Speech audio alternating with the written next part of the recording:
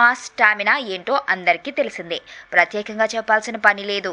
అయితే చిన్న వయసులోనే మాస్ సినిమాలతో బాక్స్ ఆఫీస్ కలెక్షన్స్ ని దుమ్ము దులిపాడు మన జూనియర్. ఇదిలా ఉంటే తను పూర్తిగా మాస్ సినిమాలే చేయడం వల్ల మిగిలిన వర్గాలు తనను సరిగ్గా ఆదరించడం లేదు అని ఒకంత ఫీల్ అయ్యి క్లాస్ టచ్ ఇచ్చే సినిమాలు ట్రై చేశాడు. అందులో 1-2 అరాకొరా ఆడిన ఫలితాలు మాత్రం అనుకున్నంత స్థాయిలో రాలేదు. ఇక అదే క్రమంలో ఆయన సినిమాలను మాస్ ఫ్యాన్స్ చూడడం తగ్గించేశారు.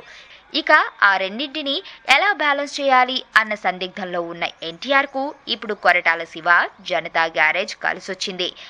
అసలైతే దర్శకుడు బ్యాక్గ్రౌండ్ చూసి సినిమా అంతా మాస్ అనుకున్నారు అందరూ. కానీ దర్శకుడు మాత్రం ఈ చిత్రంలో స్టైలిష్ ఎన్టీఆర్ ను చూస్తారు, ఎమోషన్స్ పండించిన ఎన్టీఆర్ ను చూస్తారు అని స్టేట్మెంట్ ఇవ్వడంతో ఫ్యాన్స్ మొత్తం ఒకంత డైలమాలో పడ్డారు.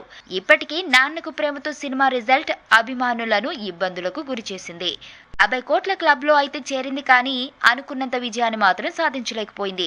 అయితే ఎన్నో ఆశలు పెట్టుకున్న జనతా గ్యారేజ్ కూడా అలానే జరిగితే ఎన్టీఆర్ ఫ్యాన్స్ తట్టుకోలేరు.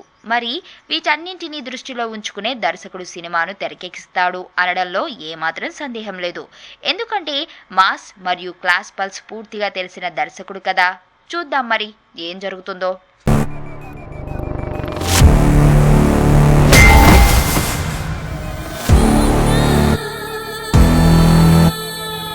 ఎర్రతోలు కదా స్టైల్గా ఉంటాడనుకుంటున్నావేమో.